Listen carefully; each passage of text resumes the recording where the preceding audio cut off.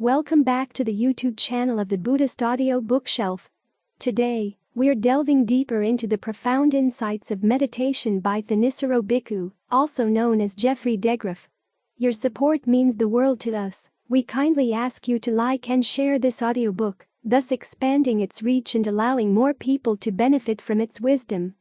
Don't forget to subscribe to our channel so that you receive immediate notifications when new content is uploaded. Together, we can spread the teachings of meditation and mindfulness, cultivating a community dedicated to enlightenment and inner tranquility. We are sincerely grateful for your involvement in our mission to make these transformative teachings universally accessible. Let's now begin today's reading. Look after your baby. October 1st, 2016. All too often it happens that when you sit down to concentrate on the breath, you stay with the breath for a little bit, and then you're off someplace else. You come back, you stay with it a little bit longer, but then you're off again. This happens so many times that you begin to get discouraged. You think, maybe this concentration is no good, so you throw it away. Instead, you should think that it's like having a baby. You feed it. But then it cries. Then you have to change and wash the diapers. Then you have to feed it again. And it cries. But you don't throw the baby away. You just realize that it needs extra work, continuous work. It's the same with your concentration. You need to have a sense of the value even of little bits of concentration, because those are the things that are going to grow into stronger concentration. So you keep at it. You keep coming back, coming back. You fuel your ability to come back with confidence and conviction. And if your conviction is weak, you have to strengthen it, reminding yourself that other people have done this in the past. They're human beings. You're a human being. They did it. You can do it too. And you have to strengthen your mindfulness, your ability to remember that you're going to stay here. Otherwise, a little curtain falls down in the mind, like the curtain when you're watching a play. They move from one scene to another. They put the curtain down. Then the curtain comes up, and you're someplace else entirely. You have to watch out for the mind's tendency to put that curtain down, because that's what makes you forget as you go from one scene to the next in your mind. So make up your mind that when the mind is going to wander off, you want to know, because if you keep telling yourself, it's not going to wander off, it's not going to wander off, then when it does wander off, part of the mind has to deceive another part of the mind to do that. But if you're alert to the fact that it will wander off and you make up your mind that you want to see the steps or stages, you begin to peer through the curtain. You see that when the mind is getting ready to go, it first sends out a little feeler for something else. And when that feeler attaches to something, it goes, like a spider casting its web filament to see if it will catch something. So watch out for the filament. Watch out for the feeler. The mind may be with the breath, or part of the mind is with the breath, but it's not the whole thing. Something else is already sneaking off to go someplace else. And you want to see that. In other words, you have to get the mind so that it doesn't keep lying to itself. So remember, the mind will slip off, but you want to understand why it does that. And when you can understand it, then you can prevent it. So even though your concentration may be weak, don't throw it away. Don't get frustrated with it. Learn to value the bits of time when you are with the breath. If you made it to 3 breaths, okay, pat yourself on the back. Then say, okay, can I make it to 4? How about 5? It may seem very meager in terms of progress, but the progress can grow exponentially. In other words, it goes from 3 to 4 and then to 8 and then to 16, then to 256. It keeps multiplying as you get a better understanding of how the mind moves from one object to another. All of this comes under the list of the Buddha's teachings on the 5 strengths. You have to strengthen your conviction. You have to strengthen your persistence, your mindfulness, your concentration, and your discernment. Those strengths are listed in a row: conviction, persistence, mindfulness, concentration, discernment, but that doesn't mean that you start with just the beginning ones. All 5 have to support one another. So look to see where you're lacking. Are you lacking conviction in yourself? Are you lacking conviction in the Buddha's teachings? Are you lacking conviction in your persistence? What does it mean to be persistent? It means understanding that there are some things you want to protect, other things you want to get rid of. So even though the concentration in the beginning may be small and weak, you've got to protect it. Don't throw it away. To make another comparison, it's like planting a tree. You find the seeds, and the seeds can seem very small. But think about the redwoods up north. They come from tiny, tiny seeds, and yet they're the tallest trees on earth. So you take the tiny seed of concentration and you plant it. And you look after it. And make sure that all the conditions are right in terms of your conviction, your persistence, your mindfulness, and your discernment. And whether the tree grows quickly or slowly, that's the tree's business. Those redwoods, for example, do grow very slowly. But they can do things that other trees can't do. They can reach higher. They can actually support other trees inside their crown. It's the same with your concentration. Your concentration may be slow to grow, but slow-growing concentration actually has its advantages and can sometimes do things that fast-growing concentration can't. There are people who find it very easy to close their eyes, go, butto, and bang, they're in concentration. The problem is that they don't understand what's happened. And so then, on the days when they can't get the mind to settle down, they don't know what to do. But if you've gone through all the various obstacles that the mind sets up for itself, and you learn how to get past them, then even on days when the mind is not necessarily inclined to want to settle down, you know how to get it past those obstacles because you've had experience. That kind of slow-growing concentration is like the redwoods with other trees growing up in their crowns. It can support all kinds of insights, all kinds of good qualities in the mind. So if your concentration is weak, okay, work with your weak concentration. Don't throw it away. Don't say, I want a better concentration and discard what you've got. It's like getting a baby that cries and saying, I want a baby that doesn't cry, so you throw it out. Or, I want a baby that doesn't have to be fed, and you throw it out. The human race would have died a long time ago if that's how we treated our children. So think of your concentration as a child. In the beginning, it'll require lots and lots of attention. We'd like to think that once we hook onto the breath, we can put everything on automatic pilot and just coast through the hour. But concentration, especially the kind that fosters discernment, doesn't have automatic pilot. It requires alertness. It requires mindfulness. Just as when you drive, you have to be alert all the time, mindful all the time. So don't expect that the mind's going to get in place and just stay there without your having to care for it. Actually, it's in the caring for it that the concentration actually grows and becomes stronger. So the mind that says, I simply want a place to rest, and I don't want to be bothered. That's the mind that just wants to go to sleep. However, to say, I want to rest in concentration so that I can gain the strength to get to work is a sign that you realize there's work to be done, and you have the conviction that you can do it. If you're lacking in conviction, do what you can to talk yourself into wanting to do this. Talk yourself into feeling that you are competent to do this. To bolster your concentration, think of those 4 other strengths: conviction, persistence, mindfulness, and discernment. If the concentration is weak, you have to strengthen those as well, and the concentration will become stronger along with them. Then the little bits and pieces of concentration begin to connect. Not that they flow on their own. You have to do the connecting. But then as they do connect, they gain strength. The concentration gains a kind of momentum. That's when it requires less and less work. It doesn't require less mindfulness or alertness, those have to be constant, but the effort that gets put in gets easier over time. Again, it's like raising a child. In the beginning, you have to do everything for it. Feed it, clothe it, clean it, comfort it. But after a while, the child begins to feed itself, clean itself, look after itself. You still have to watch over it. After all, it is your child and it's still not an adult. But it's not as difficult as in the first stage when it was a baby. So even though concentration may be difficult in the beginning, Don't think it's going to always be that way. It'll mature. But for it to mature, you have to give it what it needs.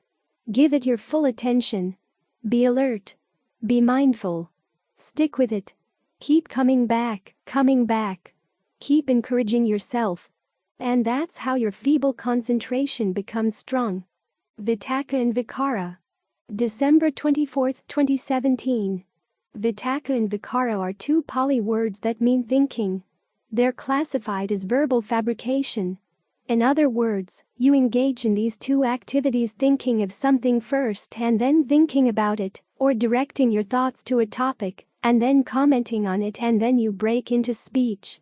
Without having had those verbal thoughts in the mind, there would be no external verbal action. They're the mental activities that precede speech. They're also two of the elements or factors in the first jhana. Some people say there shouldn't be any thinking in jhana, that when the Buddha was talking about vitakka and vikara in the context of jhana, he meant something else. But if that were true, he would have been a pretty careless teacher. Usually, when he used his words in a special way, he would take pains to explain the special meaning. But in his descriptions of the first jhana, there's none of that. In the similes he gives for the four jhanas, the image he gives for vitakka and vikara in the first jhana is the activity of a bathman. In those days, they didn't have bars of soap. If you were going to take a bath, you needed a bathman to mix soap powder with water to make a kind of dough that you would then rub over your body. The bathman would have to knead the water into the dough so that the entire ball of dough would be moist, and yet it wouldn't drip. This corresponds, when you're in the first jhana, to taking the sense of rapture and pleasure that builds up around the breath and learning to work it all the way through the body so that the entire body is saturated with rapture and pleasure. You have to direct your thoughts to questions like, where is the pleasure to begin with? How do you maintain it? How do you work it through the body? Where is it blocked? And how can you work it through those blockages? Those questions count as evaluation. The Buddha doesn't explain how to work the rapture and pleasure through the body, but Ajahn Lee fills in this blank by framing the issue in terms of the breath energy. You're thinking about the breath and you're evaluating the breath. Where is it comfortable? Where is it not comfortable? If it's not comfortable, what can you do to change it? If it is comfortable, what can you do to maintain it? And then what do you do with that pleasure? How do you get it to spread through the body? You can think of it going with the breath energy down the spine and out the legs, going down the center of the front of the body, going all throughout the head down through the arms. Or sometimes you can think of it coming up. If your back is feeling weak, think of the energy coming up the spine instead of going down. From the base of the feet on up through the legs, up and then through the back. This is something you have to evaluate on your own because you're trying to get the mind to stay together with the object.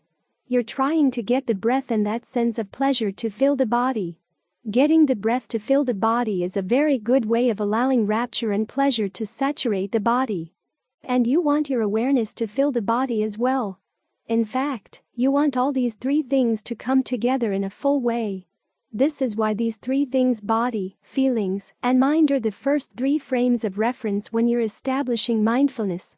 You want everything to fit together, you want all these three things to fill one another thoroughly. Then you comment on it some more. That's what the evaluation basically is. You comment on it to yourself to see, is this going the way you want, or is it not? You have to apply these fabrications not only to the breath, but also to the mind. What is your mind doing right now? If it's slipping off, is the problem with the breath or with the mind itself? Where is it slipping out to feed? If you find the mind feeding on something that's not good, how do you bring it back to get it to feed on the breath? This is another activity of directed thought and evaluation. You want to get the mind snug with the object. Sometimes that means making adjustments to the object, sometimes to the mind. It's like getting two pieces of wood to fit together snugly. Sometimes you have to sand this piece of wood, sometimes you have to chip a little something off of that piece of wood, until finally they fit. When they fit together snugly, you can put the thinking aside. But it's always there waiting in the background. Because as the meditation goes along, when you settled into a good state of concentration long enough, you want to ask yourself what to do to move on to a more refined level of concentration. Sometimes the opposite happens. The mind swerves off the topic, and you need to be able to notice that. You have to learn how to talk yourself into coming back. This is also an activity of verbal fabrication. This is where the Buddha gets into what he calls the fabrications of exertion, which, in some cases, have to be used to overcome the causes of suffering. As he notes, some of the causes of suffering in the mind require nothing more than that you look at them and see that they're really not worth going for. As a result, they simply fall to the side. With other causes, though, you can look at them and they just stare right back. There's a part of the mind that's resistant to letting them go, and so they don't fall away so easily. This is where you have to use all three fabrications of exertion: bodily, verbal, and mental. Verbal fabrication, of course, is directed thought and evaluation. You use this in conjunction with all the other fabrications. Working with the breath, which is bodily fabrication, working with your perceptions, the images and individual words that have power over the mind, which are mental fabrications, and working with feelings of pleasure and pain in the body, which are mental fabrications as well. Verbal fabrication, though, is the primary factor that adjusts the other two. You have to evaluate the situation and ask yourself, when the mind is going for something that's off target, how do you bring it back? With some of the food we feed on, it's easy to see that when you eat this kind of food you get sick. So you tell yourself that it's not really worth it, and that's enough for you to give it up. But with other kinds of food, it's harder. In some cases, that's because the effects take a long time to appear. In other cases, you're so used to eating that kind of food every day that you don't see any connection between how the mind is reacting to an object and how it's connected to the way you're feeding on something. Like sugar. People who eat sugar every day are pretty used to what it feels like to eat sugar every day, and they take it as normal. To realize that it's not normal, that the body doesn't need to feel that way, you need to wean yourself off of the sugar. That requires some thinking in the long term. What are the long-term results of eating in this way? And you have to force yourself to give it up. The results of giving it up at first may be unpleasant, but after a while you get to the point where sugar smells bad. Then you realize, oh, it really is having a bad effect on the body. But you had to force yourself to get to that point. So in some cases, when you're doing directed thought and evaluation about something that you're obsessed with or something you're holding on to, you have to think about long-term consequences. And be willing to talk to yourself to remind yourself every day, every time you feel tempted to follow that particular line of thought, that its long-term consequences are bad. There are other kinds of food, though, where you actually see the harm but you don't care. Back when I was teaching at Chiang Mai University, a group of us would get together once a week. We'd fan out through the city of Chiang Mai to get northern Thai food. We knew where they sold the best barbecue chicken, the best nam phri kong, the best lob mai ang naya, all the other really good northern Thai dishes. So we'd fan out and get all the best dishes, and then bring them back to a spot to have a picnic. And then the next day everyone would get diarrhea. And then the next week we'd do it all over again. A lot of things that the mind focuses on and gets obsessed with are just like that. You see the consequences but you don't care. You say, I'm much more attracted to the taste of northern Thai food. I can put up with the diarrhea. That's what you think. So in this case you have to really think about the consequences to see the fact that they really are harmful. That requires extra thinking. You realize you have to contemplate the allure that you find, say, in northern Thai food, and the consequences it's going to have for your body. Is the taste really worth it? A part of the mind may say, yes, and that's the part you have to question. Look around for other consequences that you may not be noticing until finally you decide that, no, it's not worth it, and, yes, you do care. This is why the Buddha stresses heedfulness so much. You have to learn how to think heedfully.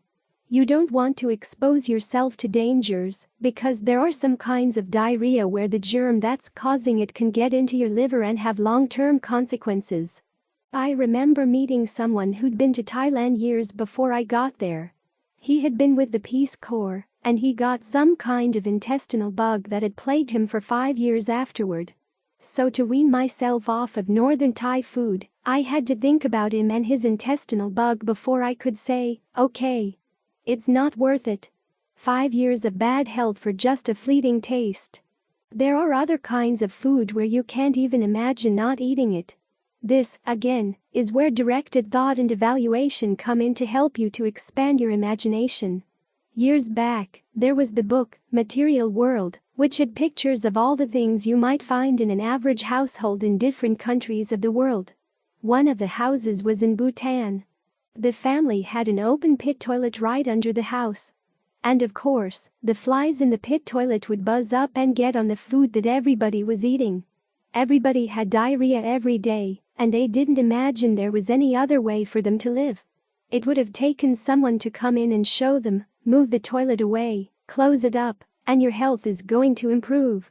Sometimes when you find yourself obsessed with something, you have to ask yourself, is there some other way of thinking about this?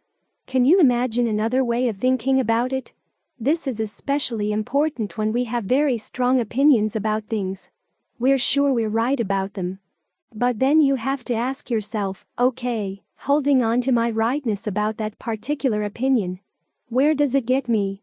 If it gets me upset, is it worth holding on to? If it gets me involved in arguments, is it worth holding on to?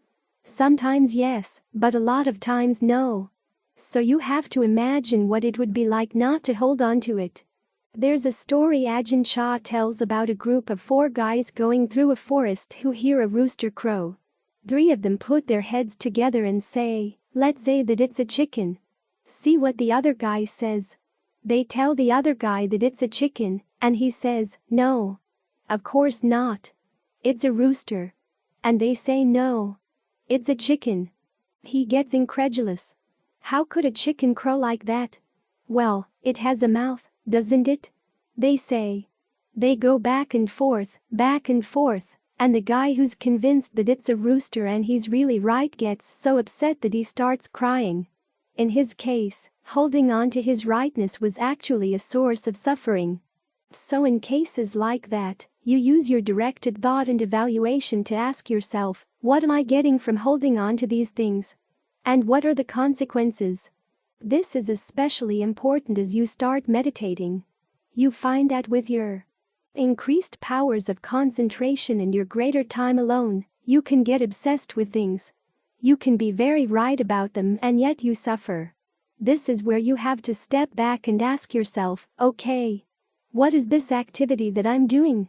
Where is this taking me? It's another function of the establishing of mindfulness. Looking at the activities of the mind and asking yourself, where does this particular activity fit in the framework that the Buddha gives for dealing with skillful and unskillful thoughts? And unskillful here doesn't necessarily mean wrong. You can be very right about something, but you can hold on to your rightness in the wrong way.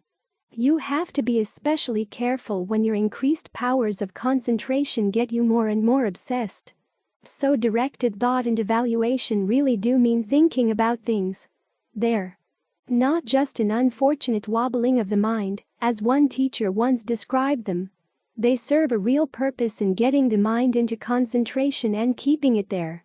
They also help take the mind to higher levels of concentration when you use them to analyze a particular level of concentration to see what's still causing unnecessary stress in that level, so that you can drop the cause. And they help to protect the mind if it slips off and starts getting into what Ven Ananda called the jhana of anger, the jhana of lust, or the jhana of fear. These are kinds of jhana, but when you evaluate the effect they're having on the mind, you realize that they're not on the right path. So as you're practicing concentration, you have to learn to raise questions, i.e., evaluate what you're doing, what the results are, so that you can peel yourself away from the causes of suffering that are especially attractive. The ones where you're right, but the rightness doesn't get you anywhere. When the Buddha talks about right view, it's all about what you're doing that's causing suffering right now. As for the rightness of issues out in the world, those are put aside. What can you do to put an end to the suffering you're causing yourself? That's what right view is all about. In this way, everything gets brought back inside. Even though in the description of the establishings of mindfulness, the Buddha sometimes talks about being aware of bodies outside or feelings outside or mind states outside, it's all ultimately meant to reflect back inside. You see other bodies dying and you realize that what's happening to them reflects back on you. I, too, am subject to dying. You see other people when they're greedy, when they're obsessed with fear, when they're angry, and you reflect back on yourself. What am I like when I do those things? Do I look like that? You see how ugly it is in other people. How harmful it is. That's how you look too. In this way, you learn to look at others in a way that gets you to think about yourself in a skillful way, to bring everything back inside. What this means is that meditation is not always about stopping your thinking. It first requires that you learn how to think properly, so that you can get a good perspective on what you're doing that's causing your suffering, and how you can put an end to it. That's when thinking is useful. And when that thinking has brought you to a point where the mind and the body and the feelings of well-being all come together, filling the body, then you can put the thinking aside. But be ready to pick it up again when you need it again, to evaluate your concentration, so as to deepen it and protect it. In this way, directed thought and evaluation are an integral part of the path, bringing together all the elements of the path, including mindfulness, concentration, right view, and right resolve. So learn how to put your thinking to good use before you think about letting it go. When it's hard to settle down. January 17, 2017. When the mind has trouble settling down with the breath, you want to check to see whether the problem is with the mind or with the breath or with your perceptions of the mind or of the breath. The first problem, the mind. Sometimes you have lots of issues that are unresolved, and simply putting them aside and trying to focus on the breath is not enough to get past them. You have to think them through. This means thinking about them in a way that's not your usual way of thinking about them, because your usual way of thinking about them is what's causing the problem. And you can't just say, well, I'll stop thinking altogether and that'll solve the problem. You have to first think in a way that's going to take some of the burdens off your heart. Then you can settle down. When I first went to stay with Ajahn Fuang, I found a lot of issues from my family life and childhood, college years, whatever, coming up in my meditation. With some of them, I could talk them over with him. Some of them he just thought were very strange. I began to realize that if he got that strange look in his eye when I'd tell him about one of my problems, this was a very American problem, and I'd have to work through it myself. But I noticed that when he was dealing with the problems that he was familiar with, the solution was always to think about them from a new angle, based on a combination of understanding karma and understanding goodwill. The fact of karma doesn't mean that people suffer because they deserve to suffer. That's not the right understanding of karma at all. Karma means basically that people have lots of actions in their personal history, good and bad. It's like having a field filled with seeds. Some of the seeds have been buried there for a long time, and they're not going to sprout for a long time. Others are ready to sprout at the slightest provocation. What you see at any one moment are the seeds that are sprouting, and particularly the ones that you're watering with your own attention, your own interest in them, whether they're good or bad. So the fact that something bad is sprouting right now doesn't mean that everything in the field is bad. It's simply the current crop. And how do you make sure that there are good seeds in there? Well, you plant them. That's the other aspect of karma that's useful to think about if you find yourself trying to go back and straighten out everything in your past, trying to settle things as to who's right, who's wrong, where the blame can be assigned or whatever. From the point of view of karma and rebirth, try thinking back through all those many lifetimes. There's no starting point. There's no way you could settle the scores. So you just have to say, well, it's part of the human condition that we all have good and bad. seeds in our background. Right now, though, you have the opportunity to plant some good seeds. And in planting the good seeds, you make it a lot easier for the mind to withstand the effects of the past bad seeds when they sprout. As the Buddha said, it's like throwing a lump of salt into some water. If you have just a little cup of water, then you can't drink the water because the lump of salt makes it too salty. But if you have a large river, and the water in the river is clean, then when you throw the lump of salt in, you can still drink the water.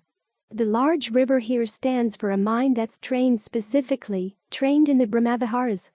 Goodwill, compassion, empathetic joy, and equanimity, learning to extend these attitudes to all people, all beings, both for their benefit and for yours. For their benefit, sometimes you simply extend goodwill to other beings, and they'll feel it. There are other times when they won't feel it, but at least the fact of having developed that attitude within yourself means you're more likely to be trustworthy in your interactions with others. And you make it an immeasurable quality of the mind. In other words, you don't measure out your goodwill, saying, I'm going to give this much to this person and this much to that person, and deny it to that person over there. Give everything you've got to everybody. And it comes back as a kind of safety. As the Buddha said, this is your wealth as a meditator, this is your protection. It's your gift to the whole world. You can make it specific, sending it to specific people you know are suffering, but you also want to be able to extend it to everybody. And taking that point of view, everybody, you start thinking about the chant that we repeat often. All living beings are the owners of their actions. And that other chant, subject to aging, subject to illness, subject to death. The Thai translation is that aging is normal, illness is normal, death is normal. The original sutta where that reflection is found goes on to say that this applies not only to you. It applies to everybody. If you think about the whole world, the whole cosmos, everybody lives in a state where aging, illness, and death are normal. And when you can think in these terms, it helps to relieve a lot of old burdens or the desire to settle old scores. There's already enough suffering as it is. Why would you want to add more? That larger perspective makes it easier to finally settle in and get centered with the breath. There are other helpful reflections as well. Sometimes reflecting on the Buddha is helpful. Here's somebody who had everything in life, but he realized that having everything in life is not enough. There's got to be something better than the normal stuff of what they call everything in life. He went out, sacrificed a lot of years of his life, went through a lot of suffering, but finally came across something that was more than everything. It was the deathless. And he came back and taught it for free.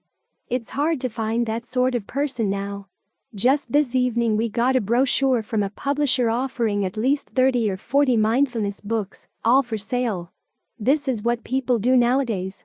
They learn a little bit about mindfulness, and they find a way to make money off of it. Whereas the Buddha knew a lot more about mindfulness and he didn't charge at all. His teachings were free. He walked all over India for 45 years, teaching whoever could be taught. People of all kinds. So this is the type of person who found this path we're on. Sometimes thinking about that can give you the energy you need to practice. Or you can reflect on the Sangha and stories in the canon of members of the Sangha, many of whom suffered an awful lot and got very discouraged in the practice, but were able to pick themselves up and finally gain awakening. That can be inspiring, too. So there are various reflections you can engage in. Sometimes you can spend a whole hour in those reflections, and it's not a wasted hour. You're learning to rethink the issues in your mind from the Buddha's point of view. These are some of his ways of thinking that he recommends for all of us, ways of thinking that help take the sting out of our suffering. It's all part of right view and right resolve, all part of the path. Learning how to rethink your issues is an important skill in the meditation. You look at the values you've picked up from society, and you realize that a lot of them are not designed to help relieve suffering. They actually pour more suffering on. This is why it's in your own best interest to learn to rethink things, recast the narrative, until the mind is ready to settle down. Then you look at the breath. Sometimes, if you still can't settle down, that's where the problem is. The breath is not comfortable. There may be pains in the body. Learn how to breathe through the pains. Think of the breath not just as the air coming in and out of the lungs, but also as the flow of energy in the body. If you can't feel the flow, just ask yourself where it's tense or tight in the body, and relax those spots. Make a comparison.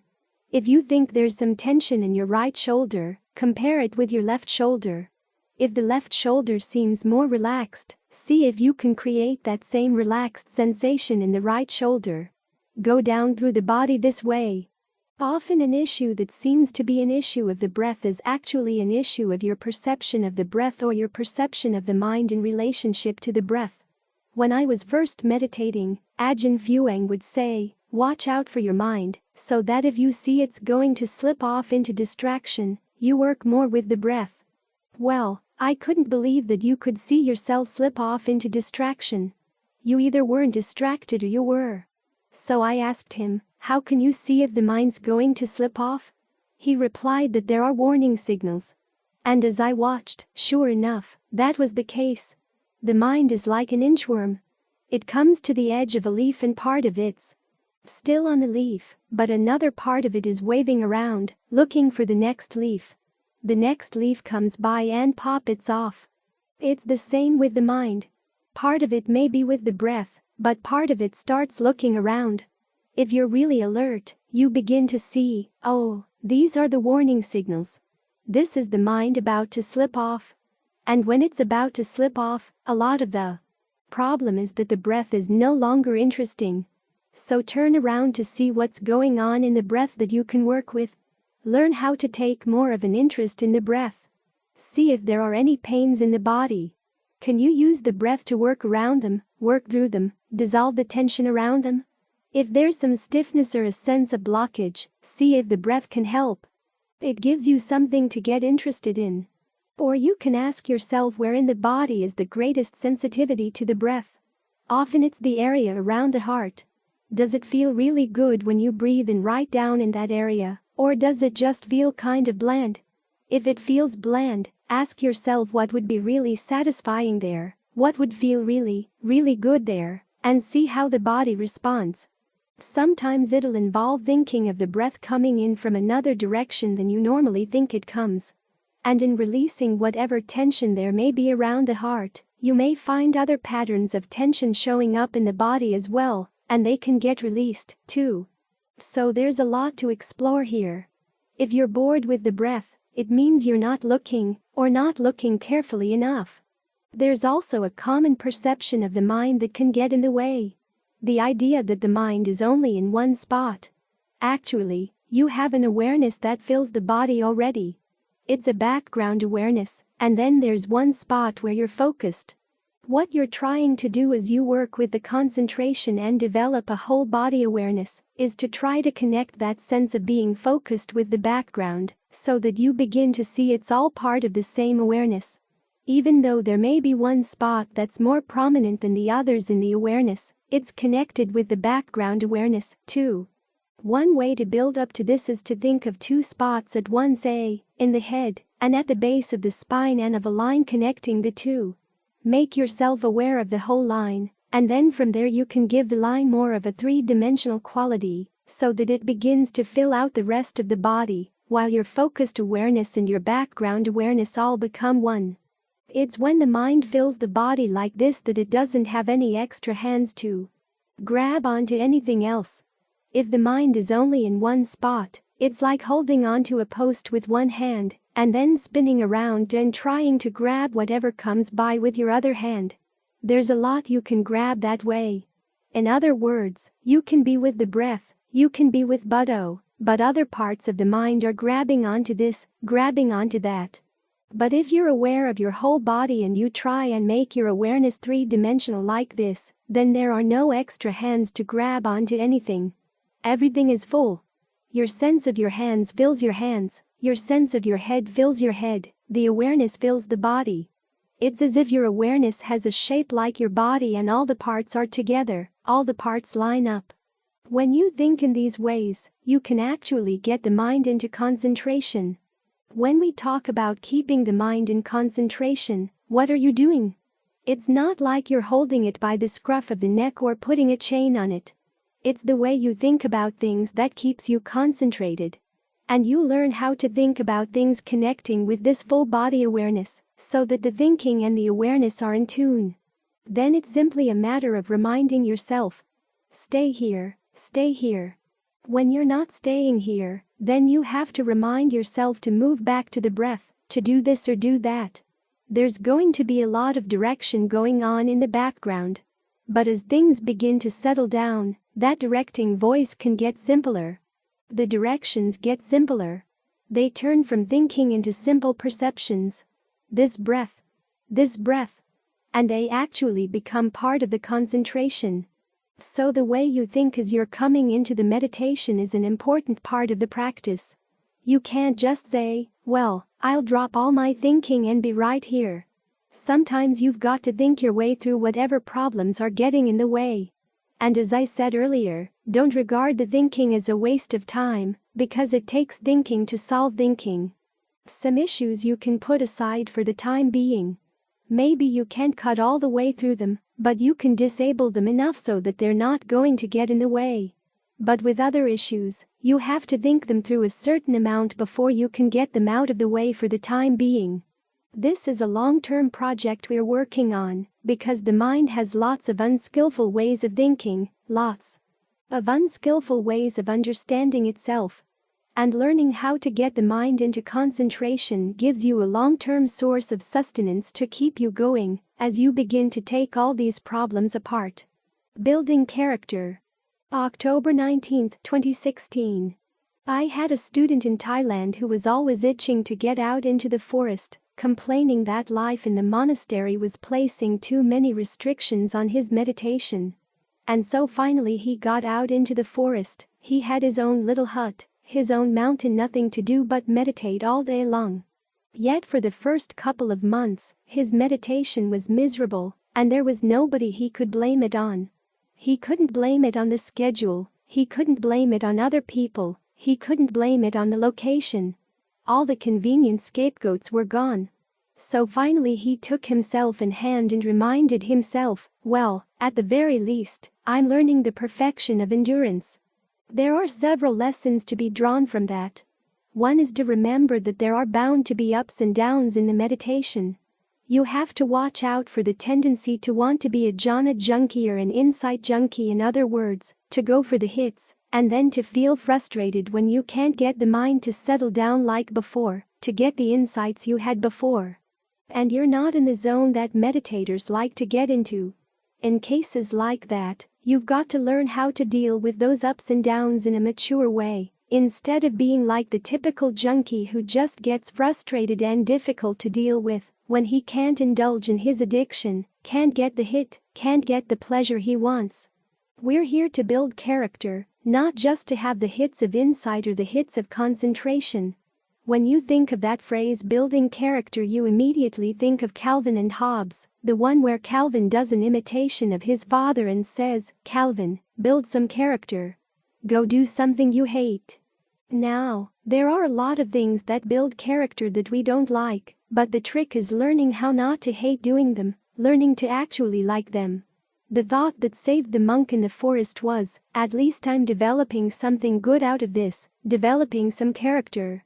There was something to show for this, and he could actually come to enjoy it. We had that phrase in the chant just now about right effort, learning how to generate desire to abandon unskillful qualities and to develop the skillful ones. In other words, you have to talk yourself into liking what you're doing and to see the practice as an opportunity to develop good qualities all around. There are good qualities to be developed by meditating, and other good qualities to be developed by working in the orchard, good qualities to be developed by cleaning up. The nice thing about being in a monastery and doing these things is that nobody is competing with you. No one is making it a race to see who has better qualities. But you can make it a race with yourself. Ajahn Fuang used to call this looking for the grass at the corral door. He once took a group of his students up to meditate at the chiti, but somebody had left a huge mess there. So instead of meditating, they had to clean up the mess. One of the women complained, asking, What kind of person would leave a mess like this? And he said, don't criticize them. They gave us this opportunity to make some merit. Then he told the story about the grass at the corral gate. As soon as you open the corral gate, all the cows go rushing out to look for the grass out in the meadow. There's grass right there at the post to the gate, but none of the cows eat that. There's something right nearby, something you could do, and there's a good benefit for your character coming out of that. So look around, there are opportunities to do good everywhere. And think of all the good qualities you're developing. There's that phrase, spiritual materialism, which makes people look down on the idea of getting something out of the practice. And the phrase is properly applied to the idea that you're going to get a hit every time you sit down and close your eyes. The rapture is going to come, the bliss is going to come, the insights are going to come pouring out of the mind. And then you sit there, and of course it doesn't happen, and you get frustrated.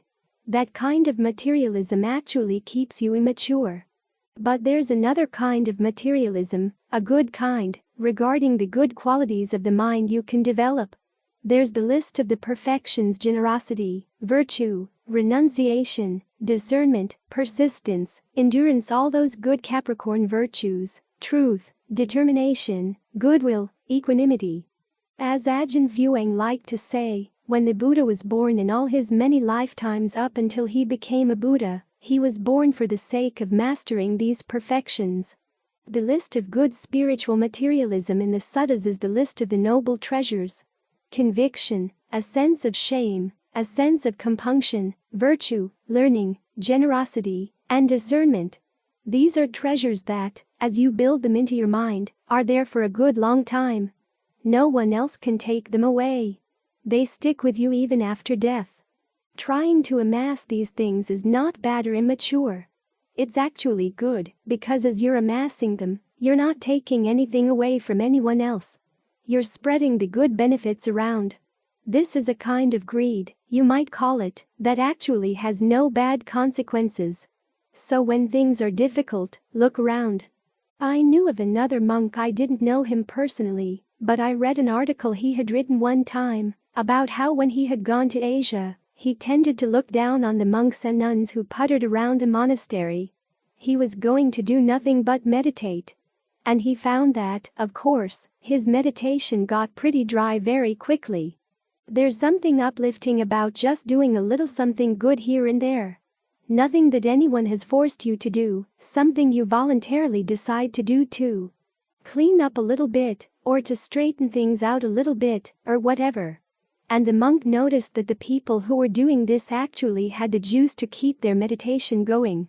All of this relates to a quality that Ajahn Mahabua defined as singleness of mind. Ekaggata. In his definition of the term, it's not that the mind is one-pointed. It's that the mind has a solid stability that can weather the ups and downs. Whether they're ups and downs in outside conditions or ups and downs in your meditation, whatever the ups and downs, you want to have the mind on an even keel, so that you can take them in stride. That way, when the hits come, you're not overwhelmed by them, and when they don't come, you don't start behaving like a cocaine addict who's desperate for the next hit. If you're a meditation junkie, you get surrounded by a sea of annoyance. Everything all around you is bad. Everything is wrong. And there's a certain charge that comes with that your anger is justified, that these things really are unfair, they're really not right. And you might be right, but to get angry over them is wrong. Still, there's a charge that comes with that.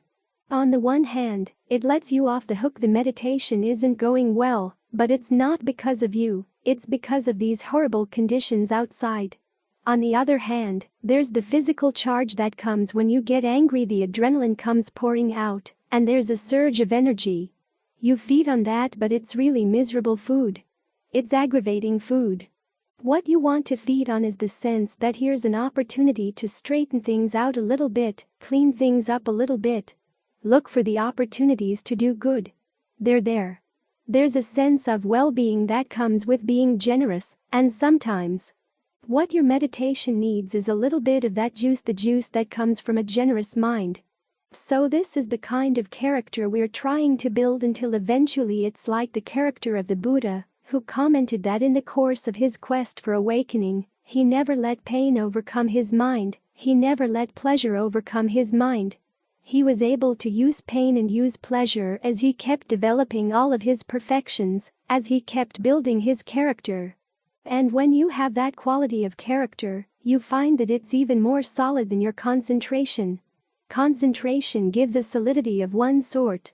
But the solidity of a well-built character can carry you through even when the concentration gets weak, or the concentration has its ups and downs, or the insights don't come. It allows you to develop discernment in other ways. We all think that insight means seeing things in terms of inconstancy, stress, not self, seeing the structure of nature or of reality, and how empty it all is. And those are the important insights. But there are other insights in realizing. How do you keep yourself going? How do you maintain your stamina in the midst of the ups and downs? That requires insight, too. And it gives you really good insights into the workings of your mind. You come across defilements you wouldn't have seen otherwise, and you learn how to outsmart them. So insights are everywhere. And you're most likely to uncover them as you're trying to develop good qualities of mind, as you're trying to build your character, as you learn to do things you don't like to do, but you learn to want to do them. Learn to look for them, and you'll see them. The Gift of Spiritual Materialism. September 1, 2016. The Buddha called the qualities that we develop on the path Dana, noble treasures or noble wealth. He was not at all shy about using financial analogies to explain the path, to explain the goal. The arhat, he said, is someone who's totally without debt, feeds off the alms of the country without debt. And the forest Ajahns carry out this image as well. Ajahn Mahabua talks about becoming an inner millionaire, and he calls the state of mind that you gain with awakening a Dhamma treasure. So you hear nothing in the forest tradition about trying to get away from spiritual materialism, away from trying to acquire something in the practice. The Ajahns, following the Buddha, are quite frank about the fact that you want to acquire good qualities, and that they are really valuable, really worth aspiring to. Ajahn Lee has a nice way of putting it. He says when you let go, you want to let go like a wealthy person, and not like a pauper. The pauper doesn't have a Mercedes and he brags, "I'll just let go of any desire to have a Mercedes." That's nothing compared to a wealthy person who has worked to get the Mercedes and is willing to let it go. Because there's a real Mercedes there, other people can benefit from it. In other words, the good qualities you develop in the mind are not only for your own good. If you go down the list of noble treasures, you'll see that they spread their benefits around. To begin with, there's conviction, virtue, shame, and compunction. These four form a set. You believe in the power of action, that the Buddha really was awakened, and that his awakening depended on his own actions. You also are convinced that the qualities he developed to gain that awakening are qualities we all have in potential form. It's through our actions that we can foster them and bring them to that same level of skill, the same state of maturity. Virtue grows out of that conviction. In your quest to be skillful, you don't want to harm anyone in any way. So you hold by the precepts, the 5, the 8, the 227 precepts as a way of making sure that you don't harm yourself, you don't harm others. Shame and compunction are the emotions that keep you in line with those precepts. You would be ashamed to break the precepts because you realize that harmful actions are beneath you. You're a better person than that. As for compunction, it's the opposite of apathy. Apathy says, "I don't care what happens down the line. I'm just going to go for what I want right now." Compunction cares. It says, "What happens down the line is important, so I've got to be careful about what I do right now. I can't just go by my immediate wants." These two qualities, shame and compunction, are a form of wealth because they protect you in so many ways from doing things that you would later regret. Years back, I heard a radio interview with an old guy who'd been a soldier in Vietnam. Apparently, he'd killed a young girl during the war for no reason at all. And every night, the memory of the young girl kept haunting him. As he said to the interviewer, "If I had $1 million to go back and undo that, I would gladly spend that much money." But of course, no amount of money can undo your past deeds. Which means that if you have the shame and compunction not to do those things to begin with, it's worth more than $1 million. As for the remaining 3 noble treasures, they're learning, generosity, and discernment. Learning is your knowledge of the Dhamma. Here, too, you're not the only one who benefits when you know the Dhamma. You can share it with others. At the very least, if you act in line with the Dhamma you've learned, other people will benefit. Generosity is the way in which it's most obvious that other people benefit from your good qualities, because you're giving of material things, your time, your knowledge, your energy, your forgiveness. You're not just taking from the world, you're giving good things back. Finally, there's discernment, the treasure that protects all the others. What this means is this. As the result of the good karma of generosity, the good karma of virtue, you'll be reborn in really nice places and have a really good situation in life. But if you don't have discernment, you can abuse that goodness. Discernment is what helps you see that even the goodness that comes from virtue and generosity is not enough. You need more. And as you develop that discernment, you're a good example to others. Your actions don't weigh on them because you're able to see through your own greed, aversion, and delusion, and to cut them through. That way, other people aren't subjected to those things. Now, there is a point on the path where you take all these noble treasures you've developed and you give them up. Even discernment is something that, at the very end of the path, has to be abandoned as well. As with all the factors of the path, discernment does its work, and then you put it down. But that doesn't mean those things are no longer there. It's just that you don't have to hold on to them anymore. And they're there for you to share. Think of the Buddha. All the good qualities he developed and then shared with everyone. For 45 years, he walked all over northern India, sharing his wealth. So don't be ashamed of hoping that you'll gain something from the practice. There's nothing wrong with spiritual materialism if you use the materials wisely. There are so many practice traditions out there that say that you shouldn't have any goals at all, you shouldn't aim at anything, just be in the present moment. That's letting go like a pauper. You have nothing and so you let it go. And it's still nothing. It doesn't take much to let go of nothing. But if you've got a really good treasure, it's quite an accomplishment to use it properly and then let it go. So we're developing all these good things so that they'll do their work on our minds, and will also leave something extra to give to the world. While you're meditating tonight, remember that it's for you and for others. What are you giving? What do you have to give? Put your mind in really good shape, so that the shape of your mind, the state of your mind, is something that you'd be happy to present to other people as a gift. If you're sitting here wondering about what you're going to do tomorrow, wondering about what happened today, thinking about things that are not related to the breath, that's not much of a gift. Try to develop the state of mind that you'd be happy and proud to present to somebody else. There are a couple of stories related to this point in the tales of the Ajahns. A young monk comes to see the Ajahn and talks about how he's been obsessed with sex and can't stop thinking about it. In one case, the Ajahn was Ajahn Shah, in another, it was Ajahn Thate. And in both cases their cure for that was to say, okay, tomorrow you can get up on the sermon seat and tell everybody in the community in great detail what your fantasies are. And in both cases it worked. The monk stopped thinking about those things. So think of your state of mind tonight as a potential gift. Put it in good shape, something that you would be happy to give to others. After all, in a way, we're giving our minds to everybody all the time. The state of our mind comes out in our actions, in our words, so people are seeing and receiving your state of mind all the time. So without showing off, create inside yourself a really good state of mind. It'll show itself both inside and out, and people will find that it's a gift that they're happy to receive. The best gift you can give, of course, is the gift of a noble treasure. So make your mind into a noble treasure, and it'll spread its noble benefits all around. Patience and tenacity.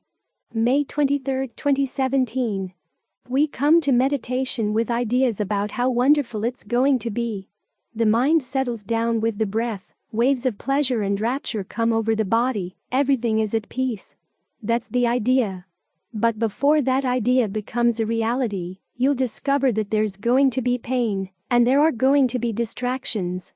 And to get through the pain and distractions requires both patience and ingenuity.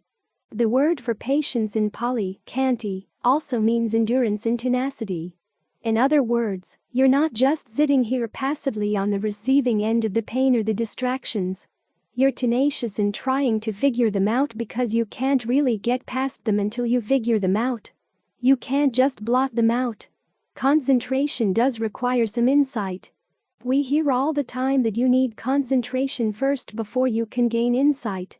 But a lot of practical experience, backed up by what the canon says, indicates that there has to be some insight to do the concentration.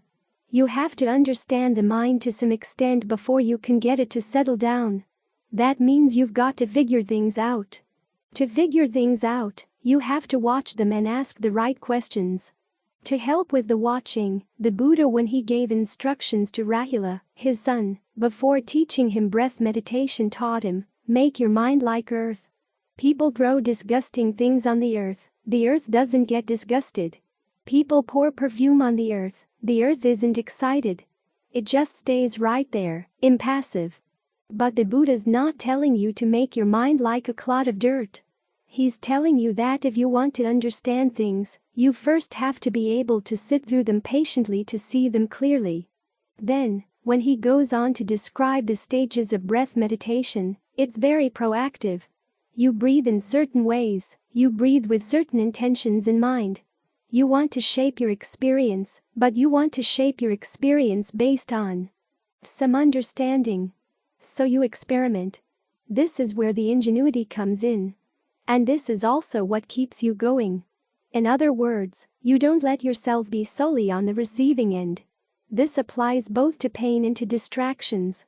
When pain comes, you ask questions about it. One of the first questions is there pain everywhere in the body? Well, no, if there were pain everywhere in the body, you die. There have to be some areas of the body that are comfortable. Focus on those first. The secret to patience is that you focus on your strengths. In the midst of things that are pretty miserable, you can at least focus on the places where there's some amount of pleasure, the places where you're relatively safe, and that can act as a basis for your strengths. Focus on those. As you focus there, the whole idea of being patient doesn't seem so onerous, doesn't seem so heavy. That way, you can look at your mind's tendency to make more out of the pain and more out of the distractions than you have to. Ajahn Lee has an image where you're plowing a field with a water buffalo, and you tie a big bag to the water buffalo's leg. All the dirt that falls off the plow, you put in the bag. Of course, you're going to get weighed down. But that's a good symbol for how the mind often reacts to pain. You keep gathering it up and carrying it with you. For instance, you're sitting here for a whole hour and you're thinking, all this long time, I've been sitting here with pain and I don't have anything to show for it. Drop what's in the past entirely. The pain in the past is no longer there, so why think about it? Don't think about how long you've been sitting with the pain. You're just here right now as the dirt falls off the plow. The same goes for the future. Don't think how much longer it's going to last. Otherwise, you're weighing yourself down with the past pain and anticipating the future pain, and that puts too much pressure on the present moment. You've got the physical pain here already, and then the memory and the anticipation of the pain get piled on top. Things get unbearable. So keep reminding yourself that the past is gone, gone, gone. Every moment, as soon as it appears, is gone. In fact, think of the pain as going away from you rather than coming at you to begin with.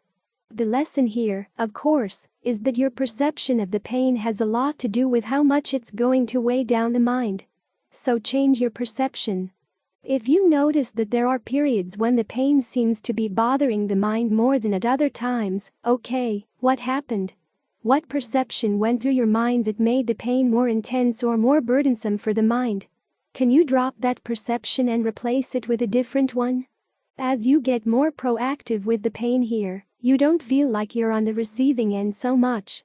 And as you get more proactive, the pain begins to recede. It may still be there, but it doesn't have the same presence.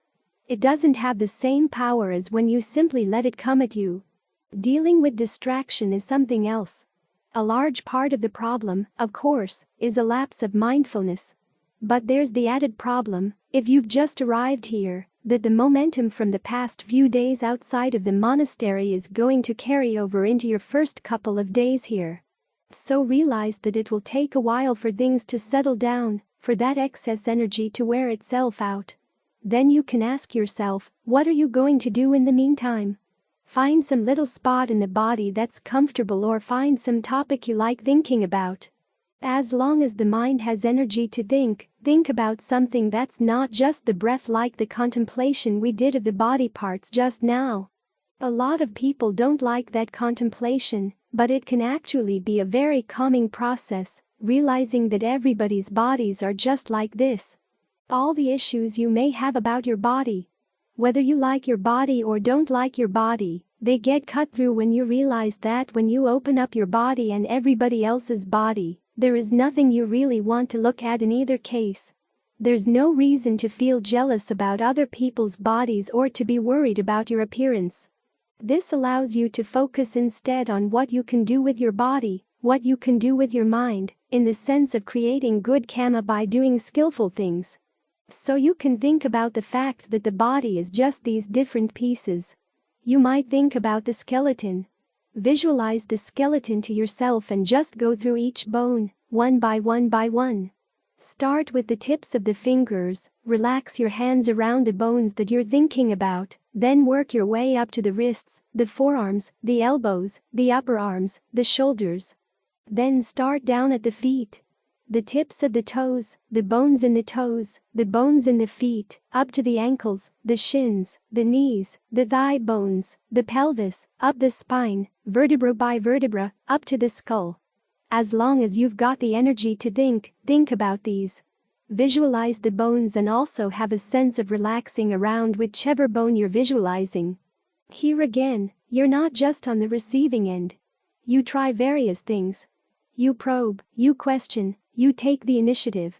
This is the tenacious side of the practice. You keep at it.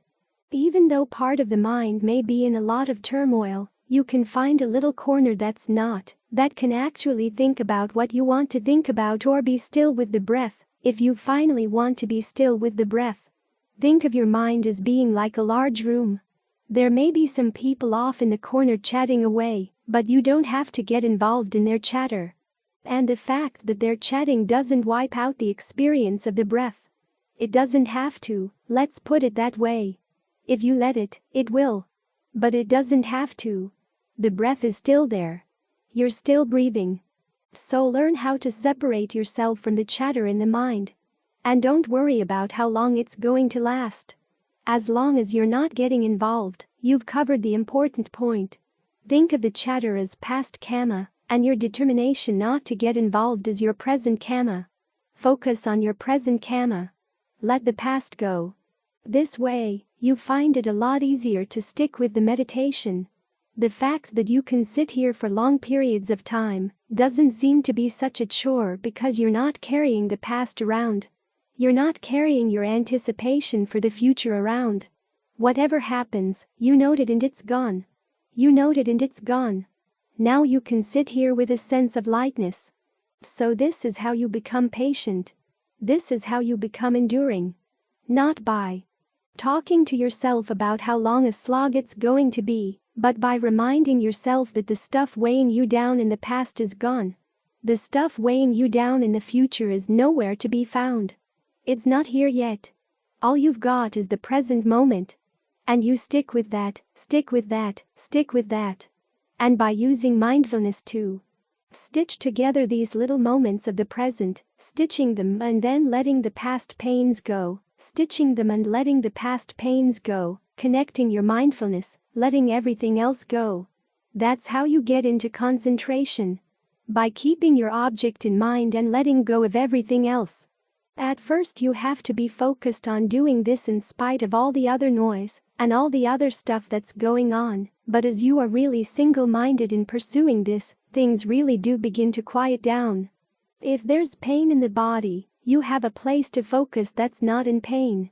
As for the thoughts, you're no longer feeding them. The thoughts keep coming back again and again and again like stray cats and dogs because you feed them, i.e., you pay attention to them. Even getting upset about them when you're trying to chase them away, they've got you. You've given them food. So let them be there, but you don't have to be with them. If you notice any tension in the body that's related to the thoughts, let it disperse. Breathe right through it. Any tension building up around your pain, breathe right through it. Notice that often the spot where the pain is felt is not where the cause of the pain is in terms of energy flow in the body. So do a little exploring. I found, for instance, that headaches often come from tension down in the lower back. Pain in the knees can also be aggravated by tightness in the neck. So look around, use your ingenuity, and try to have that attitude that the mind is like earth. It can stick with these things but not get involved with them. It can be present to them but not involved. And when you have that kind of solidity, then you really can begin to see cause and effect clearly in the mind as you try different approaches, and you see what works and what doesn't work. When the mind lacks that solidity and you want things to be a certain way, then when they're not a certain way, you get upset. You don't really see what you're doing. It's like scientific equipment. If you put it on a wobbly table, then no matter what it's measuring, you can't really trust the measurements because the wobble is in there as well.